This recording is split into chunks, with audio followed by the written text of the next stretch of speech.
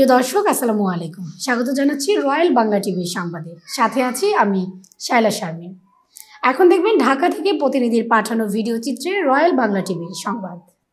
মোফাজ্জল হোসেন ভূঁইয়া বাংলাদেশ জাতীয়তাবাদী দল বিএনপির একজন সক্রিয় কর্মী, যার জন্ম রাজধানীর ডেমরা থানাধীন টেনরা সারুলিয়ায় এক সম্ভ্রান্ত পরিবারে। ছোটবেলা থেকে তার চিন্তাভাবনা ছিল সুন্দর ও সাবলীল। তার পিতা আব্দুল আলী ভূঁইয়া ছিলেন একজন মানবিক মানুষ এবং মাতা আওয়াল বিবি ছিলেন পরোপকারী ও ধার্মিক। মোফাজ্জল হোসেন ভূঁইয়া ডেমরা সারুলিয়ার MA সাত্তার উচ্চ বিদ্যালয় থেকে SSC এবং কবি কাজী নজরুল ইসলাম কলেজ থেকে HSC পাশ করেন। মোফাজ্জল হোসেন ভূঁইয়ার রাজনীতি উত্থান হয় ছাত্রজীবন থেকে। বাংলাদেশ জাতীয়তাবাদী দল বিএনপির শহীদ প্রেসিডেন্ট জিয়াউর রহমানের নীতি ও আদর্শকে ধারণ করে রাজনীতিতে সক্রিয় থাকায় জগন্নাথ বিশ্ববিদ্যালয়ের ছাত্রদল সভাপতি শাগির আহমেদ ও সাধারণ সম্পাদক এবং ভিপি বিনয় সরকারের নজরে আসেন এবং দেশনেত্রী বেগম খালেদা জিয়ার সাংগঠনিক অনুসারী মোহাম্মদ মোফাজ্জল হোসেন ভূঁইয়া পরবর্তী বাংলাদেশ জাতীয়তাবাদী দল বিএনপির সিনিয়র নেতাদের উৎসাহে উদ্দীপনায় আজ অবধি আগামী রাষ্ট্রনায়ক তারেক রহমানের নেতৃত্বে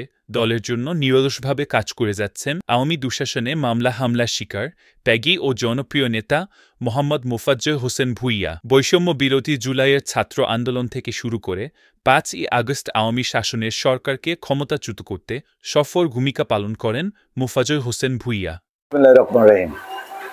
আমার রাজনৈতিক জীবনের শুরু হয়েছে 1989 সাল থেকে, ছাত্রদল থেকে। ছাত্রদল কবি নজরুল কলেজে যখন আমি লেখাপড়া করি তখন আমি ছাত্রদলের সাথে জড়িত হয়ে যাই। আমার নেতা ছিল তখন শাগির আহমেদ, জগন্নাথ বিশ্ববিদ্যালয়ে তখন সে নেতৃত্ব দেয়। তার হাত ধরে আমার রাজনীতি শুরু। তারপর আমি 90 সালে এরশাদ বিরোধী আন্দোলনে সক্রিয়ভাবে ভূমিকা পালন করছি। এরশাদ পতন হলো, তারপরে আমাদের নির্বাচন হয়ে আমরা বিএনপি ক্ষমতা আসে। ক্ষমতা আসার পরে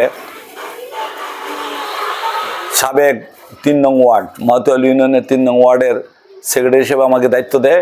জয়েন্ট সেক্রেটারি হিসেবে আমাকে দায়িত্ব দিয়েছিলেন আল্লাহ সালাউদ্দিন আহমেদ, তখন এমপি, আমাদের এলাকায় এমপি হয়েছিলেন। এমপি হয়ে আমাকে দায়িত্ব দিয়েছিলেন, আমরা কাজ করে যাচ্ছি। তারপর তখন ছাত্রদলে করি। আমার সগির ভাই বিনয় সরকার যদি থাকতো আমার অনেক মূল্যায়ন হতো, কারণ তাদের সাথে আমি যখন রাজনীতি আমার দুর্দর্শ সাহস দেখে তারা আমাকে খুব পছন্দ করতো, আমার খুব আদর করতো এবং আমার বাসায় তারা আসছিল। এবং 1996 সালে যখন আওয়ামী লীগ সরকার গঠন করে তখন যখন প্রায় 87-তে আবার আন্দোলন শুরু হয়, তখন এই আন্দোলন আমি সক্রিয়ভাবে মাঠে ছিলাম। মাঠে থেকে আন্দোলনে সক্রিয় ভূমিকা পালন করছিলাম, কারণ তখন আমাদের রক্ত ছিল তাজা রক্ততে। আমি সেভাবেই বুঝতাম না। আমরা গিয়ে মাঠে পুলিশের সাথেও বহুত নির্যাতিত হয়েছি, বহুতবারই নির্যাতিত হয়েছি। পুলিশ কয়েকবার আমার অ্যারেস্ট করেছিল। যাই হোক, আমার সাথে অনেক প্রমাণ ছিল বলে আমরা অনেক সময় পুলিশের সাথে মারামারি করে আমরা ছুটে আসছিলাম। তারপরে 2001 সালে আবার বিএনপি গভর্নমেন্ট হয়। বিএনপি গভর্নমেন্ট হওয়ার পরে আবার মোটামুটি আমরা শান্তিতে বসবাস করি। তখন আল্লাহ সালাউদ্দিন আহমেদ মহতোয়াল ইউনিয়ন ভাগ করে শার্লি ইউনিয়ন করে। শার্লি ইউনিয়নে 5 নং ওয়ার্ডের আমার সেক্রেটারি নির্বাচন করেন। আমি নির্বাচনে শার্লি ইউনিয়নের সহসভাপতি নির্বাচিত হই। তখন থেকে আমার রাজনীতি শুরু হয়, রাজনীতি করার পরে 111 যখন আসে তখন 111-এর সময় আমাদের দেশনেত্রী বেগম খালেদা জিয়াকে যখন অ্যারেস্ট করে, আল্লাহ সালাউদ্দিন আহমেদকে অ্যারেস্ট করে, তার জন্য আমাদের অনেকে আমাদের অ্যারেস্ট করছে। এবং আমাদের দলের ভিতরে যখন দেখলাম একটা বিশৃঙ্খলা, একটা ভাগ হইতে চাচ্ছে, সংস্কারপন্থী করতে চাচ্ছে, আমরা তাদের এন্ট্রিতে গিয়ে তাদের বিরুদ্ধে আমরা আন্দোলন করি। এবং আমি সেই আন্দোলনে বহুবার পুলিশের মায়ের খেয়েছি এবং আমার পিঠে এখনও দাগ আছে, পুলিশের পিটানোর দাগ। আমার সাথে অনেক ছেলেরা ছিল, অনেক তখন ছাত্রদল, তখন আমি মূলদল হয়ে গেছিলাম তখন ছাত্রদলেরও যুব দলেরও এই এলাকার অনেক লোক নিয়ে আমি আন্দোলনের সক্রিয় ভূমিকা পালন করি। 2008 সালে যখন আবার নির্বাচন হইয়া শেখ হাসিনা ক্ষমতা আসার পরে আবার যখন আন্দোলন শুরু হয়, তখন থেকে আমরা যথেষ্ট মাঠে থেকে আমরা আন্দোলনে সক্রিয় হওয়ার পরে শেখ হাসিনা তখন স্বৈরাচার কায়দায় দেশ চালাতে চায়। আমরা স্বৈরাচার কায়দায় দেশ চালাতে চাই বলে আমরা যখন আন্দোলন শুরু করলাম, তখন আমার বিরুদ্ধে শেখ হাসিনা তখন 2009 সালে এক মামলা দেয়। আমাদের 53 জনের নামে একটা মামলা দেয়। মামলা সাজা হয়েছিল এই নির্বাচনের আগে, এই 24 সালের নির্বাচনের আগে সাজা হয়েছিল 36 মাসের। মোটামুটি আল্লাহর রহমতে অনেক সেই সাজাটা নেই। তখন মামলা হওয়ার পরে 2012 সালে যখন তুমুল আন্দোলন চলতেছে, আন্দোলন করার পরে শেখ হাসিনা গাইবি মামলা দেওয়া শুরু করলো। আমাদের ডেমরা থানায় টোটালে 17টা মামলা হয়েছে। 17টা মামলার ভিতরে আমি আসামি, এবং 17 মামলার ভিতরে আমার এই ডেমরা থানা, আমি কিন্তু তখন ডেমরা থানা কোনো পড়ছিলাম না, কিন্তু আমার মামলার ভিতরে প্রত্যেকটা মামলার ভিতরে ডেমরা থানার সভাপতি লিখে দিছে। তার জন্য আমার জামিন নিতে খুব কষ্ট হয়েছে, এবং জামিন আমার বহু টাকাও লাগছে জামিন নিতে। এবং 2014 সালে যখন আন্দোলন প্রচুর হতেছে, তখন যৌথ বাহিনী এসে আমার বাসায়, আমরা বাসায় ছিলাম না, বাইরে যখন আছি, বাসায় এসে আমার গ্রিল কাইটা, মানে আমার দরজা কাইটা, আমার গ্লাস গিলি ভেঙ্গা, তারা ঘরের ঢুকে আমার ঘর তছনছ, বাসায় কেউই ছিল না, আমার ফ্যামিলি হারাও ছিল, তাদের বাপের বাইর, আমার খাট মোট যা আছে স্টিল আলমারি সব ভাঙ্গা তছনছ করে দেয়। তৎকালীন এই অত্র এলাকার মানুষ, আমলিক যারা করছে তারা আফসোস করছে, এটা ঠিক না। কারণ আমরা রাজনীতি করছি জনগণের জন্য, আমার রাজনীতি হলো জনগণের জন্য। আমরা কোনোদিন সন্ত্রাস চাঁদাবাজির জন্য আমরা রাজনীতি করি না।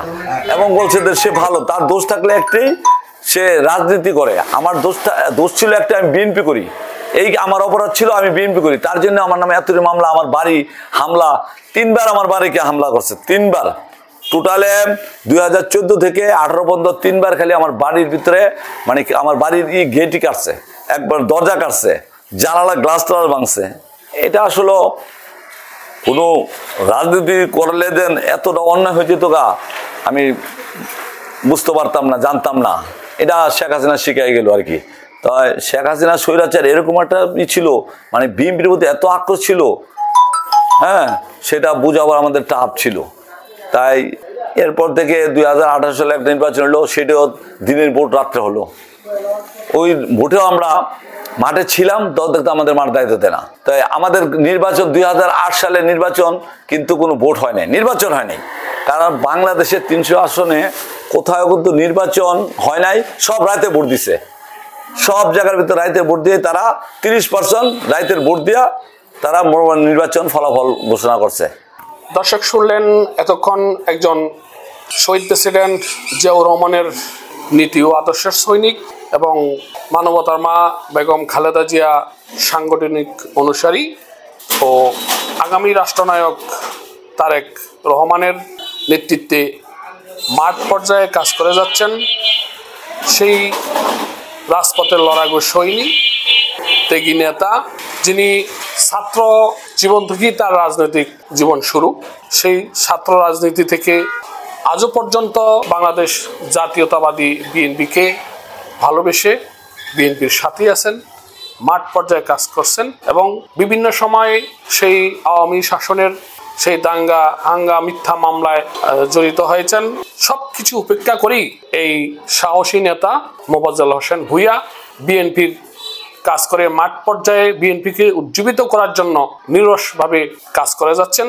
এবং তিনি বলছেন যে তারেক রহমানের যে দিক নির্দেশনা 31 ধারা, তার বাস্তবায়নের লক্ষ্যে আমি সকল নেতাকর্মী নিয়ে সেই 31 ধারাকে বাস্তবায়নের চেষ্টা করব। দর্শক সুস্থ থাকেন, ভালো থাকেন। রয়্যাল বাংলা টিভি পক্ষ থেকে সবাইকে ধন্যবাদ। রেজাউল ইসলাম, রয়্যাল বাংলা টিভি, ডেমরা।